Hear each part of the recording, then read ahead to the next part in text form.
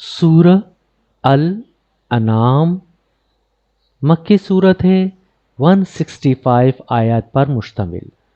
ترجمہ: اللہ کے نام سے شروع جو نہایت مہربان ہمیشہ رحم فرمانے والا ہے۔ تمام تعریفیں اللہ ہی کے لیے ہیں جس نے آسمانوں اور زمین کو پیدا فرمایا اور تاریکیوں اور روشنی کو بنایا۔ پھر بھی کافر لوگ معبودان باطلہ کو اپنے رب کے برابر ٹھہراتے ہیں۔ اللہ وہی ہے جس نے تمہیں مٹی کے گارے سے پیدا فرمایا، یعنی کرۂ ارض پر حیات انسانی کی کیمیائی ابتدا اس سے کی۔ پھر اس نے تمہاری موت کی میعاد مقرر فرما دی اور انعقاد قیامت کا معینہ وقت اسی کے پاس مقرر ہے، پھر بھی تم شک کرتے ہو۔ اور آسمانوں میں اور زمین میں وہی اللہ ہی معبود برحق ہے جو تمہاری پوشیدہ اور تمہاری ظاہر سب باتوں کو جانتا ہے، اور جو کچھ تم کما رہے ہو وہ اسے بھی جانتا ہے۔ اور ان کے رب کی نشانیوں میں سے ان کے پاس کوئی نشانی نہیں آتی مگر یہ کہ وہ اس سے روگردانی کرتے ہیں۔ پھر بے شک انہوں نے اسی طرح حق یعنی قرآن کو بھی جھٹلا دیا جب وہ ان کے پاس آیا، پس ان قریب ان کے پاس اس کی خبریں آیا چاہتی ہیں جس کا وہ مذاق اڑاتے تھے۔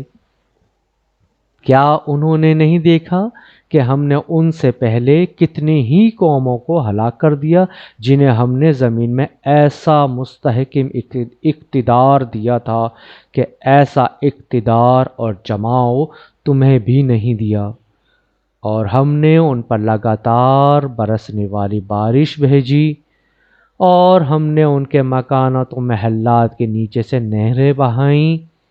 پھر اتنی پر عشرت زندگی دینے کے باوجود ہم نے ان کے گناہوں کے باعث انہیں ہلاک کر دیا، اور ان کے بعد ہم نے دوسری امتوں کو پیدا کیا۔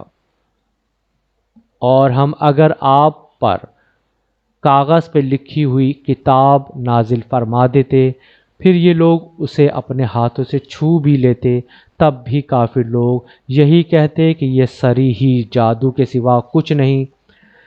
اور وہ کفار کہتے ہیں کہ اس رسول مکرم صلی اللہ علیہ وآلہ وسلم پر کوئی فرشتہ کیوں نہ اتارا گیا جسے ہم ظاہراً دیکھ سکتے، اور وہ ان کی تصدیق کر دیتا، اور ہم اگر فرشتہ اتار دیتے تو ان کا کام ہی تمام ہو چکا ہوتا، پھر انہیں ذرا بھی مہلت نہ دی جاتی۔ اور اگر ہم رسول کو فرشتہ بناتے تو اس سے بھی آدمی ہی کی صورت بناتے، اور ہم ان پر تب بھی وہی شبہ وارد کر دیتے جو شبہ و التباس وہ اب کر رہے ہیں، یعنی اس کی بھی ظاہری صورت دیکھ کر کہتے کہ یہ ہماری مثل بشر ہے۔ اور بے شک آپ سے پہلے بھی رسولوں کے ساتھ مذاق کیا جاتا رہا، پھر ان میں سے وہ مسخرہ پن کرنے والوں کو حق کے اسی عذاب نے آ گہرا جس کا وہ مذاق اڑاتے تھے۔ فرما دیجئے کہ تم زمین پر چلو پھرو، پھر نگاہ عبرت سے دیکھو کہ حق کو جھٹلانے والوں کا انجام کیسا ہوا۔ آپ ان سے فرما دیں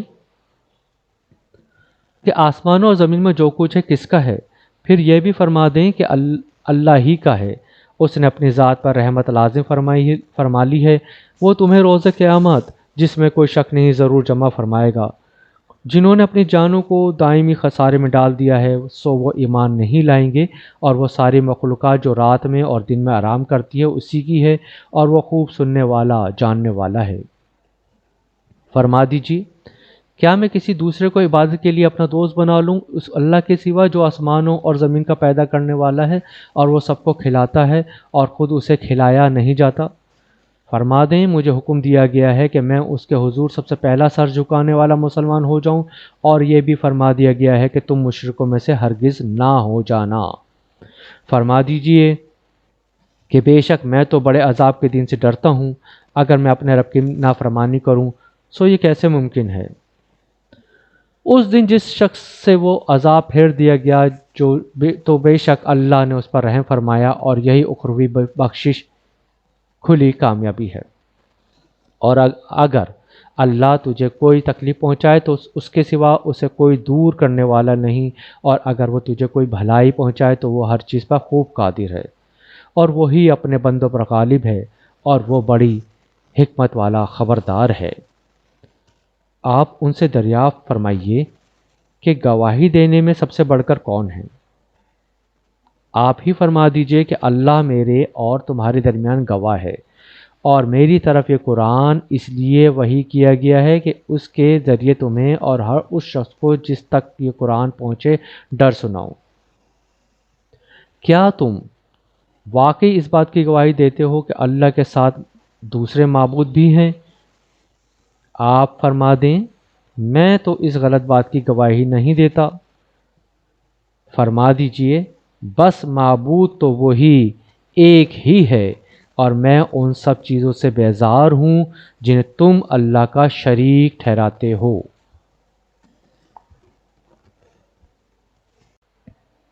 وہ لوگ جنہیں ہم نے کتاب دی تھی اس نبی آخر زماں صلی اللہ علیہ وآلہ وسلم کو ویسے ہی پہچانتے ہیں جیسے اپنے بیٹوں کو پہچانتے ہیں۔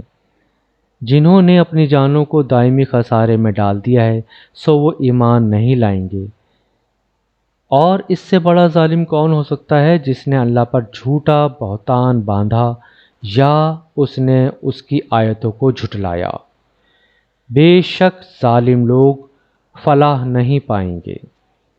اور جس دن ہم سب کو جمع کریں گے پھر ہم ان لوگوں سے کہیں گے جو شرک کرتے تھے تمہارے وہ شریک کہاں ہیں جنہیں تم معبود خیال کرتے تھے؟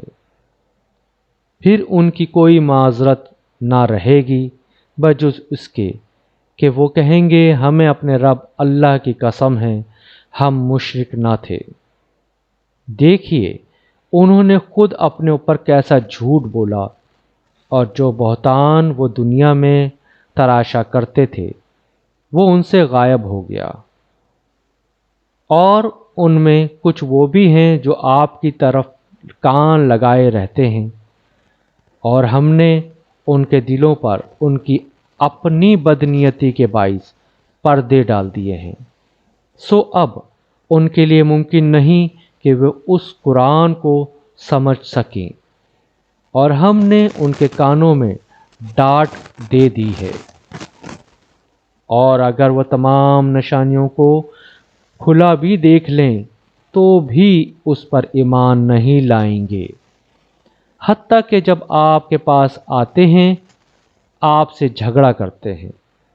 اس وقت کافر لوگ کہتے ہیں کہ یہ قرآن پہلے لوگوں کی جھوٹی کہانیوں کے سوا کچھ نہیں، اور وہ دوسروں کو اس نبی کی اتباع اور قرآن سے روکتے ہیں اور خود بھی اس سے دور بھاگتے ہیں، اور وہ محض اپنی ہی جانوں کو ہلاک کر رہے ہیں، اور وہ اس ہلاکت کا شعور بھی نہیں رکھتے۔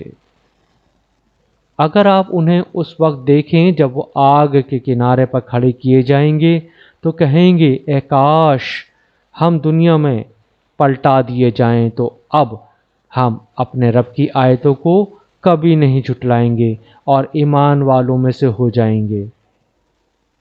اس اقرار میں کوئی سچائی نہیں، بلکہ ان پر وہ سب کچھ ظاہر ہو گیا ہے جو وہ پہلے چھپایا کرتے تھے۔ اور اگر وہ دنیا میں لوٹا بھی دیے جائیں تو پھر وہی دہرائیں گے جس سے وہ روکے گئے تھے، اور بے شک وہ پکے جھوٹے ہیں، اور وہ یہی کہتے رہیں گے جیسے انہوں نے پہلے کہا تھا کہ ہماری اس دنیاوی زندگی کے سوا اور کوئی زندگی نہیں، اور ہم مرنے کے بعد نہیں اٹھائے جائیں گے۔ اور اگر آپ انہیں اس وقت دیکھیں جب وہ اپنے رب کے حضور کھڑے کیے جائیں گے اور انہیں اللہ فرمائے گا کیا یہ زندگی حق نہیں ہے، تو کہیں گے کیوں نہیں، ہمارے رب کی قسم یہ حق ہے۔ پھر اللہ فرمائے گا پس اب تم عذاب کا مزہ چکھو، اس وجہ سے کہ تم کفر کیا کرتے تھے۔ بس ایسے لوگ نقصان میں رہے جنہوں نے اللہ کی ملاقات کو جھٹلا دیا، یہاں تک کہ جب ان کے پاس اچانک قیامت آ پہنچے گی تو کہیں گے ہائے افسوس ہم پر جو ہم نے اس قیامت پر ایمان لانے کے بارے میں تفسیر کی، اور وہ اپنے پیٹھوں پر اپنے گناہوں کے بوجھ لادے ہوئے ہوں گے۔ سن لو وہ بہت برا بوجھ ہے جو یہ اٹھا رہے ہیں، اور دنیاوی زندگی کی عیش و عشرت کھیل اور تماشے کے سوا کچھ نہیں، اور یقیناً آخرت کا گھر ہی ان لوگوں کے لیے بہتر ہے جو تقوی اختیار کرتے ہیں۔ کیا تم یہ حقیقت نہیں سمجھتے؟ اے حبیب، بے شک ہم جانتے ہیں کہ وہ بات یقیناً آپ کو رنجیدہ کر رہی ہے کہ جو لوگ یہ کہتے ہیں، بس یہ آپ کو نہیں جھٹلا رہے، لیکن حقیقت یہ ہے کہ ظالم لوگ اللہ کی آیتوں سے ہی انکار کر رہے ہیں۔ اور بے شک آپ سے قبل بھی بہت سے رسول جھٹلائے گئے، مگر انہوں نے جھٹلائے جانے اور اذیت پہنچائے جانے پر صبر کیا، حتیٰ کہ انہیں ہماری مدد آ پہنچی۔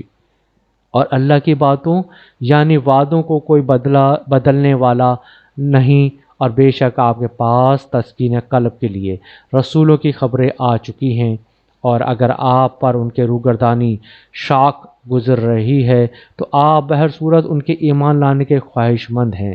تو اگر آپ سے یہ ہو سکے کہ زمین میں اترنے والے کوئی سرنگ یا آسمان میں چڑھنے والی کوئی سیڑھی تلاش کر لیں، پھر انہیں دکھانے کے لیے ان کے پاس کوئی خاص نشانی لے آئیں، وہ تب بھی ایمان نہیں لائیں گے۔ اور اگر اللہ چاہتا تو ان کو ہدایت پر ضرور جمع فرما دیتا، بس آپ اپنی رحمت و شفقت کے بے پایا جوش کے باعث ان کی بدبختی سے بے خبر نہ ہو جائیں۔